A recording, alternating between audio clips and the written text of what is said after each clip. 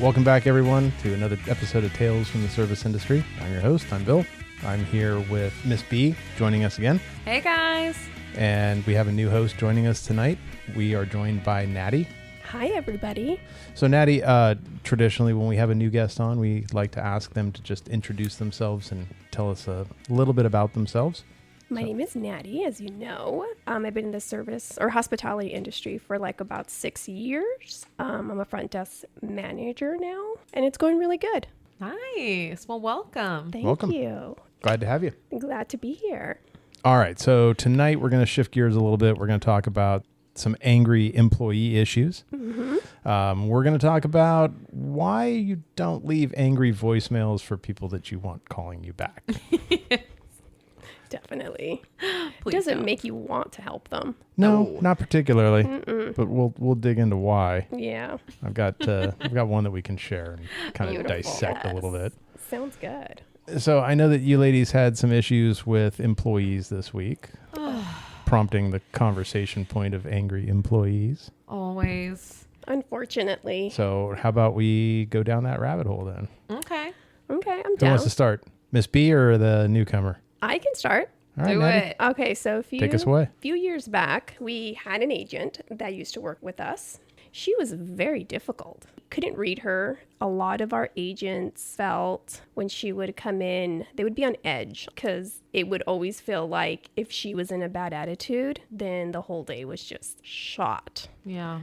It was really, really bad. If she had a great day, it was phenomenal. Like the check-ins were amazing. She was amazing to guests. She was amazing to her, her coworkers. But if she had a bad day, Everybody knew it. everybody knew it. Everybody would stay clear from her and watch out because she would bring her sarcasm to like a new level. And would just be aggressive and like passive aggressive and just would make people feel awkward and uncomfortable. And it was just like no one wanted to work with that associate.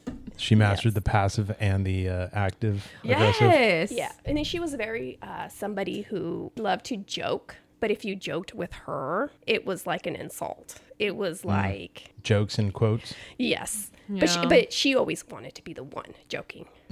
But if you reciprocated to that, she would just go off like there was no tomorrow. And it was really hard to I remember document her because she wouldn't necessarily do anything wrong. Her attitude wasn't great, but it was very difficult to pinpoint, put it down on a piece of paper. Like So you couldn't document she wasn't in a good mood. exactly. You can't really document somebody by their attitude, right? She wasn't mean to any. It was, yeah. No, that's not true because when we were renovating this particular place, I remember we had the door shut and she comes in pissed off because the doors were closed.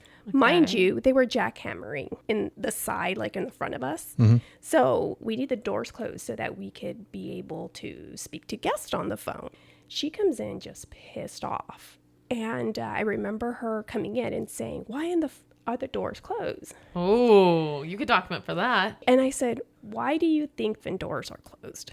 Yeah, why do you think that asking why are the effing doors closed the right way to start your shift? So I just, so she kind of went at me like she was ready to. And I remember another agent just grabbing her. Whoa. So yeah, it was the first time. How did she not get documented for that? That's a very interesting question because she also went off on one of our top bosses Oh. and they let it go. What? Yes. That's insane.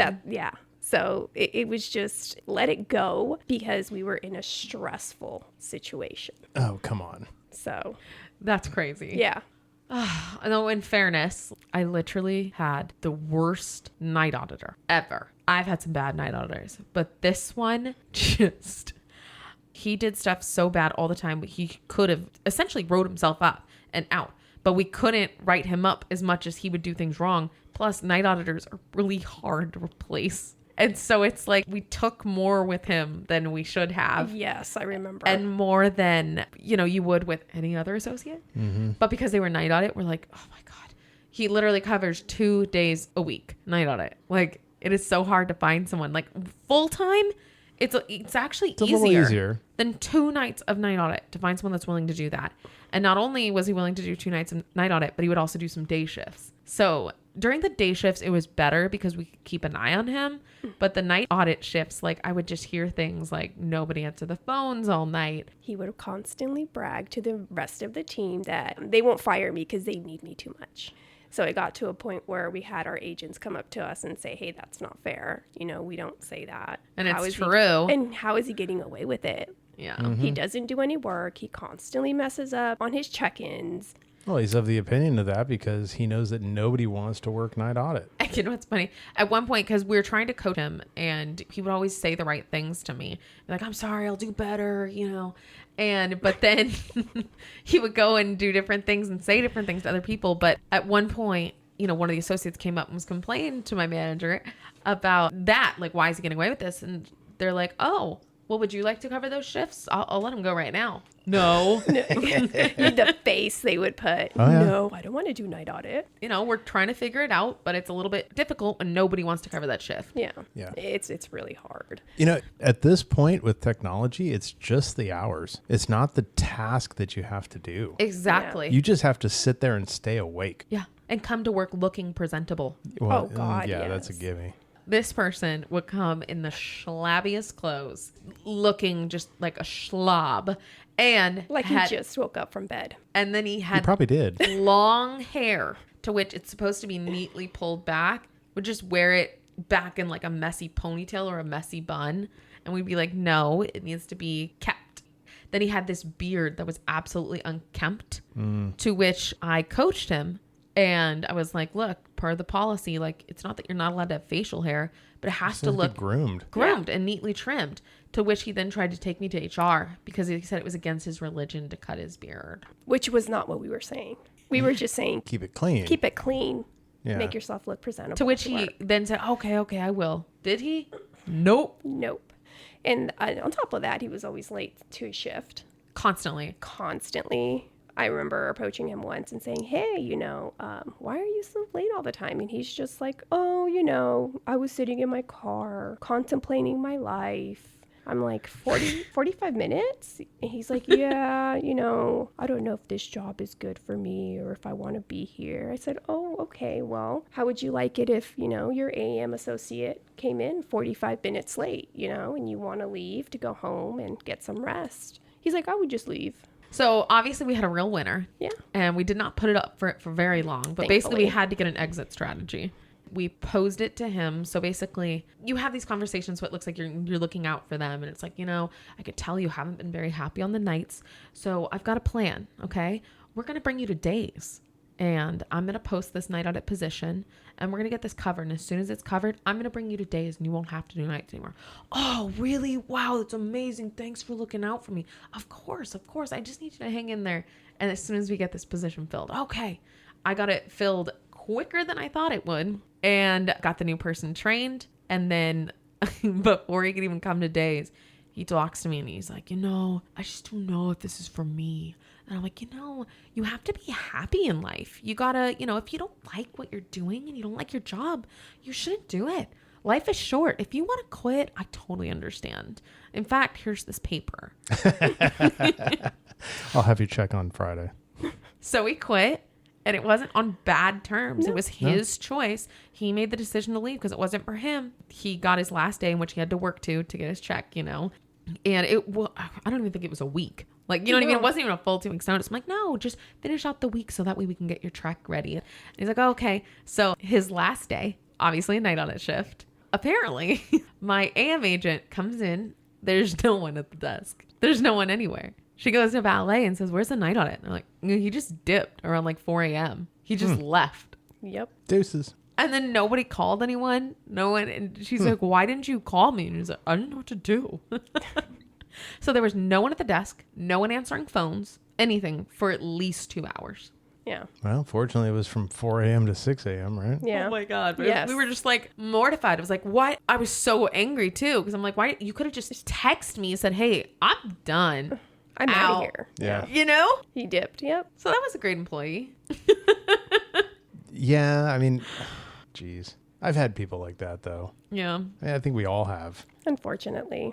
I got moved to yet another hotel. Yay, task force. Okay. I had a conversation with one of our housemen today. So apparently last week, Friday, No, I'm sorry. Last week, Sunday, one of our housemen got into a verbal with their supervisor. Ooh. Not terrible, just attitude. Like not quite insubordinate, but getting there kind of a thing. Mm-hmm. Nobody said it was, a horrible conversation. But on Monday, that supervisor brought me a resignation letter. Said, Whoa. I don't like his attitude. I don't want to be around him anymore. I'm going to quit. Yeah. Wow. So I asked her, I said, well, I can respect that. I can value that. But are you quitting because of him, or are you quitting for other reasons that he's just a contributing factor to? Because just quitting over one person, that's extreme. Yeah. It's a little extreme, right? Yeah. She said, no, I'm not real happy. I've got an opportunity, so on and so forth. He's just kind of the icing on the cake. Okay. All I right. respect that.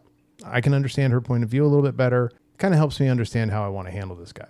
Okay. So today we write him up, gave him the documentation, explained to him that being aggressive with people is not acceptable. Yeah. Nobody has said that what he said to her was overly offensive, but his behavior has now led her to submit a resignation letter. Yeah. I can't have that at this hotel. So I'm asking you in documentation to please correct and change your attitude. Yeah. Good. Good. Not terrible, right? No. Yeah, no, he looks at me and goes, oh, well, if that's the case, when somebody says something offensive to me, I'm going to come complain to you so you can write them up. It's like, okay, we have just completely missed the point of the whole conversation.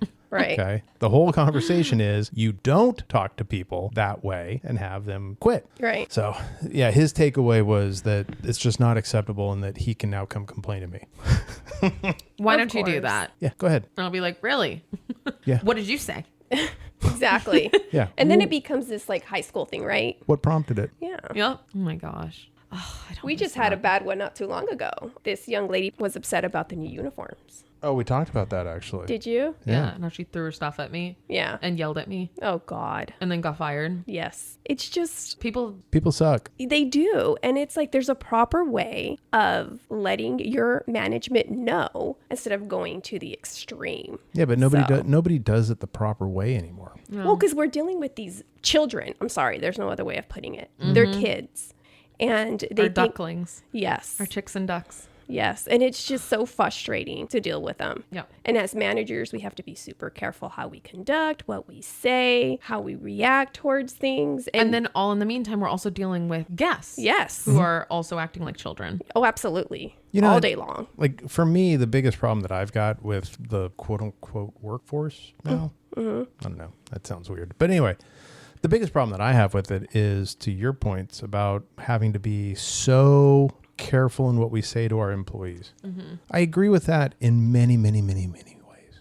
But where I disagree with that is to the point of the guy that doesn't want to keep his hair nice for work or comes to work in shorts or, whatever the case is, Comes right? to work in pajamas. Oh yeah, that happened last week. Somebody came to work in pajamas. In pajamas. Jesus Christ.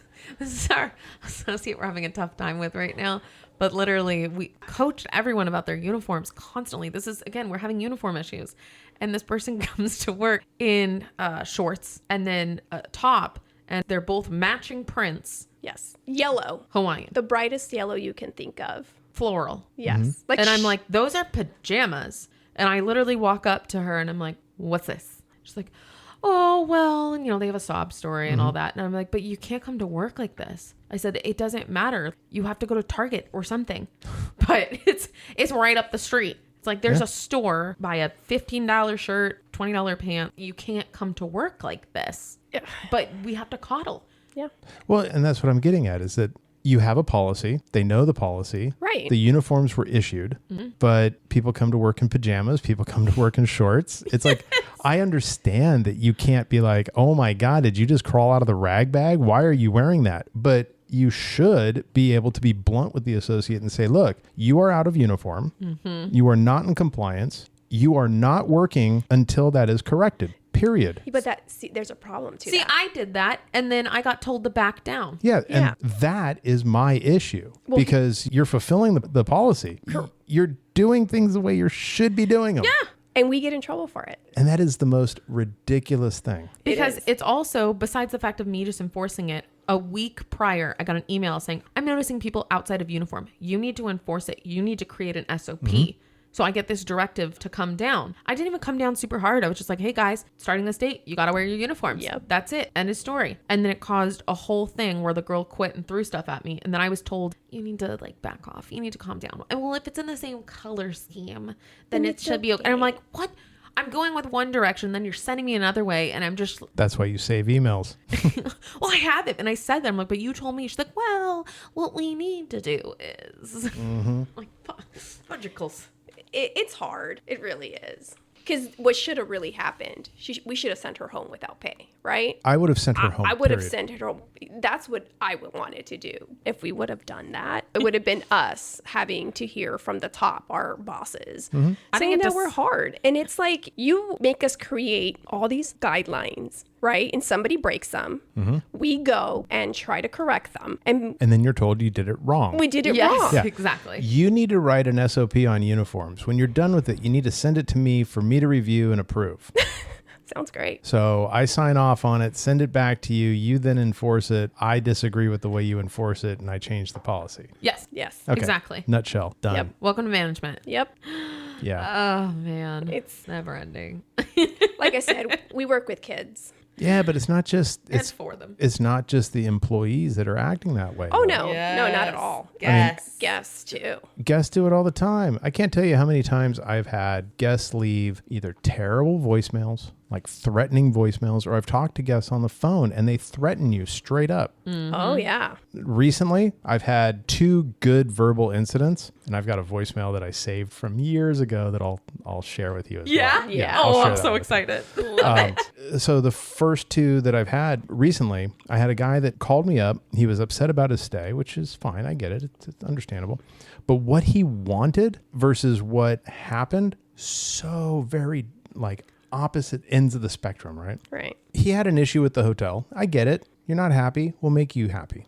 But good Lord, he booked for one night. Okay. He wanted his room comp. What was the issue? The hotel was not what he expected. It's not in the best of condition. It's an older property. It's tired, but Okay. it's not. Nothing egregiously wrong happened. No, you don't open the door and see a chalk outline of a body on the floor or anything. It's Okay, like, it's okay. just, it's the hotel has just been ridden hard. Yeah. Carpets are worn, furniture is dinged. Okay. You Yep, know, it's get it. just tired, right? Yeah. Okay. So he wants his room night comped, Oh, what? and he wanted 90,000 points credited to his account. Oh my God. I would have Wow. actually maybe laughed out loud. I probably would have muted that conversation to laugh. Well, no, I was in shock. It's like, how are you asking for, what are we talking about? $800 in compensation? Jeez. God. At least. Yeah, let's just talk about maybe a comp room night, okay? Yeah. Even that's aggressive. Yeah. I'll give you a $50 breakfast credit. How about that? Yep. Yeah. So when I was telling him that there's a big disparity between what you experienced and what you're asking for, his reply was, you guys need to learn your lesson, and I'm going to make it hurt. Oh. Okay. Yeah. Don't you just love those guests though that threat you, that they think they're that important? Yeah. You don't know They're who gonna I am. teach you a lesson. Yeah. The Yeah. only way you're going to learn the lesson is if it hurts, and I'm going to make it hurt. Oh, okay. So he thinks he owns the brand. Yeah. Got it. Oh my God. On top of that, yeah, we've had people that are like, I'm an owner. Oh my God. If I had a dime for every time I heard that. Oh, I'm sorry. You're trapped into a timeshare. Yeah. You don't own shit. yes. Yeah. You're an owner of a bad decision is what you are. So I had one not that long ago. So the guest booked 3 nights in one of our suites. And that morning, he rebooked again using a third party. Okay. Well, we didn't have that particular suite because that suite was already sold. So we gave him a different suite, and he actually authorized our agents to move his stuff. Got a verbal, yes, you can go ahead and move my stuff, because he was moving from one suite to another suite. So we do that. My bell guy goes up, puts his stuff together. We set it aside because the suite was not ready. He comes in and he sees his stuff on the side. He starts just going off. Why is that? Because he clearly said that he did not want his stuff moved. And I said, well, I do have the recording stating that you gave us permission to move your stuff. It's on the recording. I can send it to you. He started saying that he was the liaison to the Prime Minister in Britain. And this is when, like, the Queen died. Oh, this is recent then. This is recent, yes. And so he was just like, if anything is missing, it's on you guys. And we're like, okay, you know, I apologize. We'll have your stuff up in your room shortly. The room is getting cleaned. And he's like, well, why isn't it ready? It's already 4:00. And I was like, for the same reason you tried to do to the other guest. You know, you wanted to stay in that room. We said, no, we needed you to have your stuff packed so we can move it, so we can get that room prepared, ready for the other guest. Mm-hmm. So I stalled, listened to him go off on me for like 25 minutes, how he's this huge important person and how he's going to get the Prime Minister involved in this. How the embassy is going to call us. And the embassy was going to call us. Because I'm sure the embassy has nothing better to do at the Queen's funeral than to call a hotel that moved your belongings. Exactly. So time passes. An hour after getting into his room, he calls down and... Wait, what do you think he called down about? Yeah, what do you think? Something missing or broken in his belongings? Ding, ding, ding, ding, ding, Not ding. quite. Oh. Not quite there. So he's like, I want you up here. I want your housekeeper up here. I want your engineer up here. And so we all go and we're all standing there and he just goes off on us. He's like, this suite is just unacceptable. The carpets are stained, the bed frame is torn, and the couches are stained. I mean, just the nitpicked the entire suite into little itty bitty pieces. And then he's all, to top it off, your HVAC sucks. There's nothing coming out. And so we just let him grill us. And I said, okay, we have two solutions here. One, I will help you look for another hotel. I will refund your money back and I'll help you look for one. Two, I will comp you one night and you can stay the last 2 nights. However, it is a weekend and I know for a fact all the hotels are fully booked. And so I let him think on it. I go back down. I call hotels nearby because he specifically said he wanted a suite, right? And the only thing I found was the Ritz-Carlton. So I call him. I said, I found a hotel for you. They have a suite ready for you. And he's like, well, how much is the night? And I said, $6,000. And he was just like, oh, okay. Well, let me think about it. Okay. So Call the embassy. Call the embassy, right? I'm surprised he didn't say, oh, and you're going to pay for it? Oh, no. I wasn't going to do that. I was going to refund his money back. Oh, I know. Yeah, that's it. That's my extent. And so he calls me. He's like, can you come up? And I said, absolutely. So I go up. And his girlfriend's there, and they start talking about how our service is terrible. And I just sat there and listened to it. And I said, okay, well, I'm sorry you're going through that. Did you make a decision? And they were like, no, we're just going to stay here. And I said, okay. And then he's like, however, my Rolex is missing. My cufflinks are missing. What are you going to do about that? I said, oh, well, I'm so sorry to hear that. I will contact my security team. We'll do a full investigation on it. And so he's like, no, he's like, they need to show up. Like, my Rolex was in this bag and now it's not. And so he started threatening us, how he was going to get the embassy involved. And I said, okay. All I can do is I can call the police for you. You can make a police report. If it wasn't in the safe, the hotel does not take responsibility. You gave us the okay verbally to move your stuff. And he was just like, get the fuck out of my hotel. Get the fuck out of my suite. I'm like, okay. Well, let me know if you need anything else. Oh my God. But you know how, like, when you can tell when a guest is lying? Oh, yeah. You can tell, like, when they say, oh, this is missing, and they either A, left it at home, or it's in their car, or somewhere in their belongings. But they're trying to pull a fast one on you. It's so annoying. It just drives me insane. Yeah. Well, okay. So I had mentioned to you that I was going to share a voicemail, right? Right. So here, Yes. Oh, I'm excited. So this woman, God. All right. So this message is not that long. It's only 30 seconds. But this woman was angry and very threatening. And I simply just laughed at the entire thing because it's absurd. So here, bear with me 1 second. Documented. Someone again ran my card for $600. They've now released it for the second time. If it is run again, I am going to have someone arrested for embezzlement. So, I need you to call me. My name is Jennifer at 1, and I know the perfect person to make that arrest with. Thank you. What? I love the thank you at the end. That just kind of Thank you. Yeah, that just makes the whole message that much better. Embezzlement. Oh, nice. Really? I love the terms though. You know, it's like someone ran my card again. Yeah, well, it's an open authorization. We're not taking money off of your card. It's an authorization. You checked in. Exactly. Yeah. Sorry, number one. Embezzlement. Embezzlement is when you work for the company and you steal that company's money. Yeah. That would be embezzlement. Oh my Not a credit card authorization. And quite honestly, nobody's going to come arrest a front desk agent for doing an authorization on a credit card. That's just not going to happen. Exactly. God, that's so funny. But wait, I'm also stuck on she knows somebody to make the arrest. Yeah, that's is what that she her said. stripper cop boyfriend or something? Like Oh, shows up. What? Oh my God, that is just so ridiculous. yeah. Threats. It's amazing how Yeah. guests go to this level, right? Well, okay. So a threatening voicemail. What's my inclination of calling that guest back? Zero. Delete. Just about zero. Zero. They go, oh, I called you. I never got a voicemail. Yeah.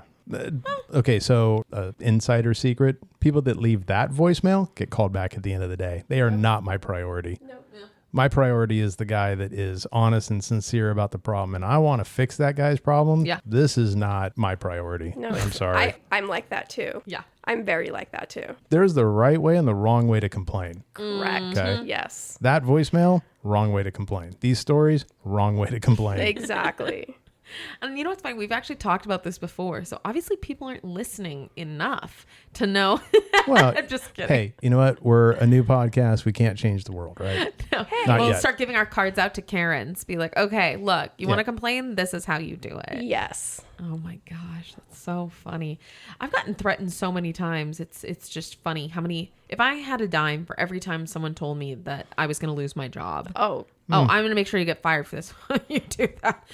I know Mr. So-and-so who owns the chain. Okay, you tell him I say hi. Yeah, I thought you were angry at me, but here you are telling me you're going to do me a favor. Thank you. Yes. Oh my gosh, I'm so flattered. Oh man. I haven't had one in a minute. He was my last one. He basically said I was going to lose my job and that everybody who was involved, right, my team, was going to lose their job because he was a liaison of the prime minister. So- And here's the funny thing. I'm so sorry. When you say you're the liaison, people, You're there's the Google. secretary. There's Google.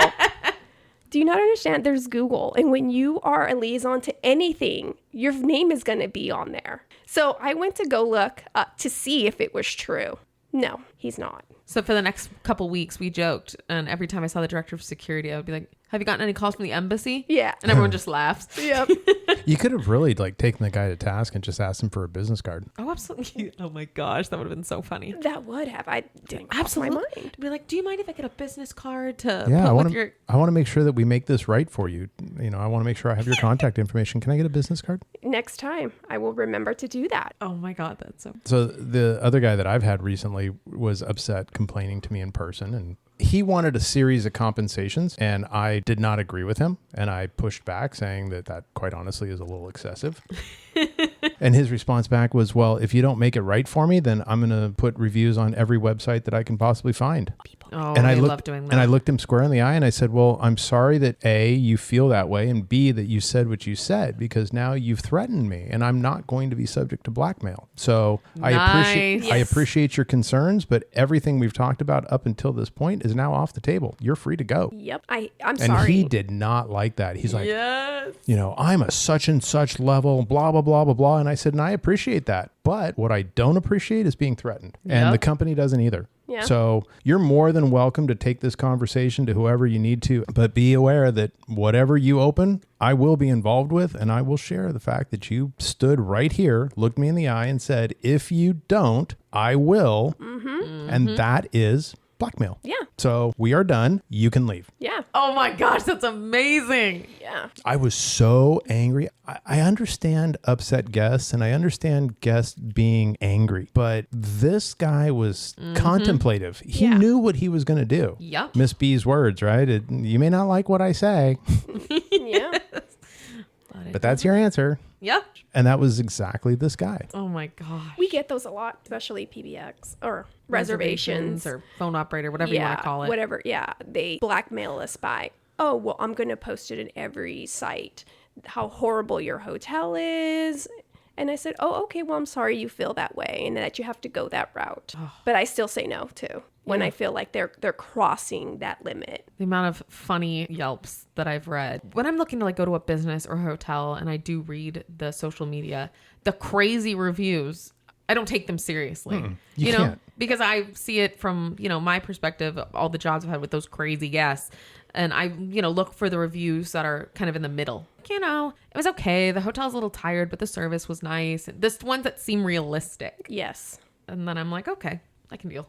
Yeah. I don't even bother to go to Yelp, to be honest, because it's so, I Toxic. feel like it's toxic, but it's not real. Almost everything on it is hyperbolic. Oh, absolutely. Absolutely. And it's just angry people just wanting to lash out to whatever establishment they went to. Mm-hmm. So I'd never use Yelp. Because, if you think about it, like all the restaurants that each one of us goes to, all the hotels we've stayed at, when you have like a nice time, you're not as inclined to write a review. It's only when you had a horrible experience or an over-the-top amazing experience. But even then, you're more likely to write about a negative experience than you are a positive. So these review sites are very tainted in that it's not an accurate depiction of how people feel about that particular venue or establishment. Yeah, no, I agree. I try very hard to write a very fair review, and if it's really bad, I'll just give them a 1 star and say terrible experience.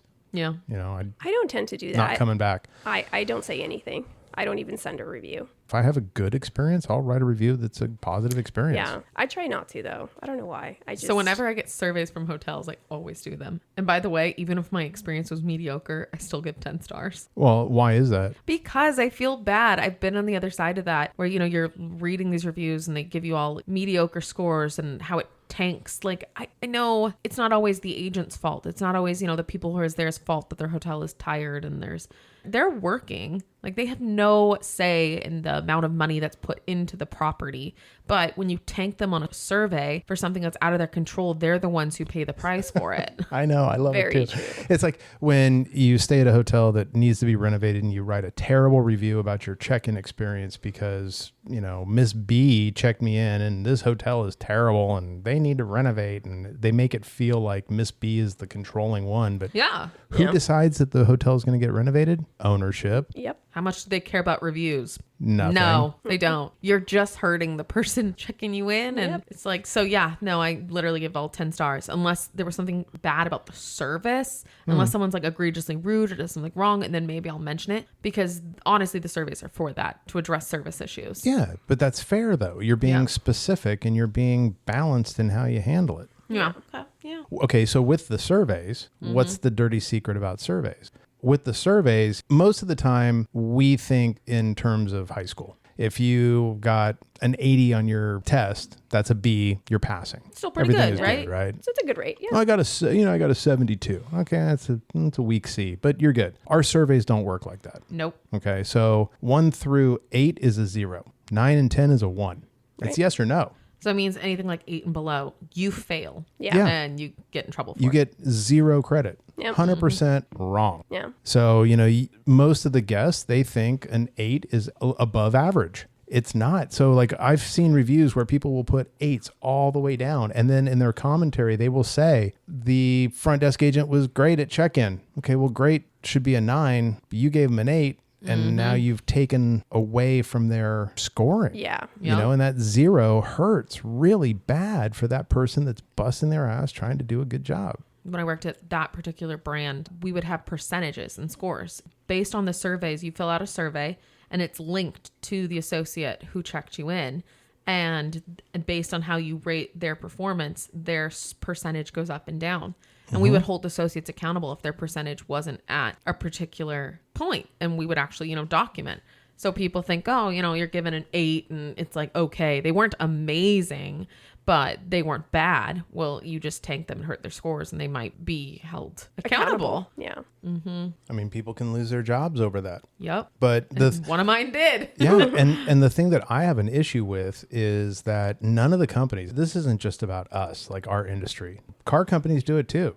I bought a car years ago and the salesman said, you may get a call. I shouldn't say this, but if they ask you for, how we did on the sale, anything less than a 10 is a 0. Oh, wow. So it's like companies don't put out to their customers that this is how you're graded. Yeah. But then on the backside, we're graded against rules that the customers don't know about. Yeah. Yeah. And it's people lose their jobs. It upsets lives. Yeah. There's now surveys with everything. I went down and sat at a local pizza joint, but it's a big chain. And at the end of the meal, they're like, oh, and there's there's this iPad and there's a survey on your experience in my service. And so, I always give 10s all the way down because I know of those crazy, anything below 10 is a fail kind of mindsets. Well, and I mean, it's important. Businesses need to know how they're doing. I get that. But some of the surveys are just ridiculous. Oh, yeah. The very first hotel I worked for, they had probably the coolest survey cards ever. This was before online surveys. But you know how when we worked together, that survey that our guests would get would be 45 questions long. And people will bail out of it 15 in because they're like, why is this not ending? Yeah. Okay. So this first hotel I worked at, they didn't have a 45 question survey. They had a 30 question survey. But wait, this is where it gets cool. It was on 3 different cards and people would randomly get whatever survey card was given to them. So all 30 questions were being answered just by different people. So the survey card that I give you only has 10 questions on it. And when you look at it, you're like, oh, yeah, done. Were they specific, though? Each one had a category? Or was it... Each one being each card? Yeah. Well, no. So it was always a blend of different experiences. Okay. So each card had a food and beverage, a check-in, a room cleanliness, a room condition sort of question. But the questions were worded differently, but they addressed similar things, just in a different way. Okay. Nice. So it made sense, Yeah. and people could fill it out in a heartbeat. And we would get tons of cards coming back because they were short and easy. Yeah. These 45 question surveys, people bail out. They don't finish it. Yeah. I think now they've changed them so that way it just asks you a few questions and then you could choose whether to move on. It says, oh, would you like to provide even more detail? And I usually go, no. Next. Yeah. I don't want a high school sized test on my experience at the Best Western or whatever. Yeah. Oh, man. Surveys. Give everyone 10s, guys. Yes. Give 10s. 10s are nothing. So this one time we were under a renovation and the guest wasn't informed of it because they booked through a third party. By the way, guys, fun fact, third parties will not disclose to you if there's work being done at a hotel. The hotel directly will. If you book, it'll be on their website or, the agent will inform you. But when you go through third parties, they're getting hotels' unsold rooms. And they can choose to advertise us however they please. Oh, yeah. They don't have to put anything on there about a renovation. So this guy books this beautiful hotel from what he saw on, Priceline, Expedia, pick one, their website of our hotel. And they show up and we're under full construction. And he loses his gosh darn mind because we lied to him. And I was like, sir, you booked through insert third party here. And I said on our website, and I showed him it shows we're under renovation. We don't have control over their website, but you should, this and that. I'm like, we don't. They buy the rooms from us and they sell it to you. We cannot control how they advertise us. Yeah, we don't control them. Yeah. They control the information that's going out. That's not me. Had you booked through us, you would have gotten a confirmation. The agent would have told you. The website would have told you. But still, it threatened me and said, I'm going to put you out of business and all that. You know what, though? I love those. It's people like that squawk and they moan and they groan. Oh, well, the website didn't say this, blah, blah, blah, blah, blah. But then that's the same guy that's going to turn around and do an advance purchase, non-refundable to save $50, Yep. want to change his dates and then lose his freaking mind over the fact that, well, you booked through A third party. a third party. They have a non-refundable policy. I'm sorry. There's nothing I can do. Yeah. Yep. Call the Priceline negotiator or I'm trying to think of all their little mascots and tell them you're upset, but it has nothing to do with us. Yep. Yeah. I just had one too, not 3 days ago. I guess he booked through Expedia. And on the Expedia page, it said 2 double queen beds with couch. Ooh. And so I don't know where he got that from. So he calls, he checks in, he goes up to his room. He asks to speak to a manager. And I speak to him. He's like, no, through Expedia, it says it should have 2 queen beds and a pull-out couch. And I said, None of our rooms have that. I'm sorry to tell you, none of my rooms have a couch. I have a suite that has one bed and the couch pulls out into another bed, thus giving you two. However, with the suite, I could put in a rollaway bed. And he was like, no, I don't want a suite. It doesn't say suite. It says 2 double queens with a couch. That's what it says on your website. And I go, well, I do see here you booked through a third party. And then he just went off. You guys control it. You're the ones that post that stuff. No. You're the one that your PR team is the one that contacts them and lets them know. And I'm like, I do apologize, but we don't. We only have control over our website and only our website. I think when they originally set it up, we do tell them what we have. Exactly. But then they can do whatever the heck they want after that. Exactly. So I had to sit there for 10 minutes, just go off and say, well, it's 6 of us guys. How are we going to do it? I go, The room's only supposed to have 4. 4. So I did tell him that. And I said, I do have a suite. It's going to be an additional $1,200. And he just hangs up on me after I said that. You know what? Kind of along those lines, I can't count how many times I've been yelled at by someone for when they book a room with 2 beds, be it 2 queens or 2 doubles. Doesn't matter. It's happened at all my properties. And then they want a rollaway bed. Yes. And then we say we can't do that. And then they throw a raging fit saying your website says you have rollaway beds. It's like, yeah, we do have them, but they go in rooms with kings. And then we have to explain to them it's not just because it's an authority thing. Yeah. It's because it's a fire hazard. And it's because the fire department has told us, no, it is a safety hazard that if there's a fire, someone could die. Yeah. And then they still fight with you. And lots of times they have little kids. And I'm having to look at them and be like, you really want to put little Timmy's life at risk because you don't want to share a bed. And they still do. Yeah. Yeah. They fight. And Well, yell. the last hotel that I had as a permanent post, I got rid of all of our rollaways. Cheers Got to rid that. of them. Changed it on the website. Rollaways are not available. So then they can't fight you about it No. anymore. Yep. Done. Oh, that sounds amazing. Done. Oh, that sounds so amazing. I wonder if we can do that with ours. You know what we did with ours? We got rid of the weight limit for dogs because, it's very customary and standard to have pets allowed. Dog must be under 35 or 50 pounds or whatever, be it. But the thing is, we're not weighing your dog. And then what is the front desk agent supposed to police be like, oh, that dog looks like it's over 50 pounds. So to kind of just get around that whole argument and all that, we just said, no weight limit. Yeah. They still have to behave. Yeah. And it's usually the big dogs that are better behaved than the small yappy ones. Yeah, absolutely. But big dogs have bigger bladders. We usually don't have issues with big dogs. It's always The little ones. little ones. The little yappy chihuahuas. Yeah. I mean, granted, it's 90% of the time, if I ever have an issue, it's a small dog. Yeah. 10% is big dogs. It's always the short little yappy ones that keep everybody up. True. Most of the damage that I've seen has all been from little dogs. The only time that I've had serious damage in a room from a big dog was a pit bull. It didn't tear up the room. It just peed everywhere. Really? Yeah. We ended up having to pull the carpet out of the room. And Ooh. fortunately, the hotel was built out of concrete. So it didn't penetrate and stain into the wood, but it penetrated into the concrete below the carpet. It took us forever. We tried so many different things before we finally got the smell out of that room. Wow. Dang. Yeah. Had to Ugh, recarpet the whole worst. thing. It's the worst. And even when it's on a mattress, the whole mattress is done. You can't save it. You can't say, yeah. I can't tell you how many brand new mattresses we've had on the loading dock by the trash can because someone wet the bed. But it's usually a human. Usually a human. Yeah. That always blows my mind. And then they just leave. It's like, who just pees the bed and leaves? Yeah. Well, wait till they get the charge on their credit card. Oh, and they fight you.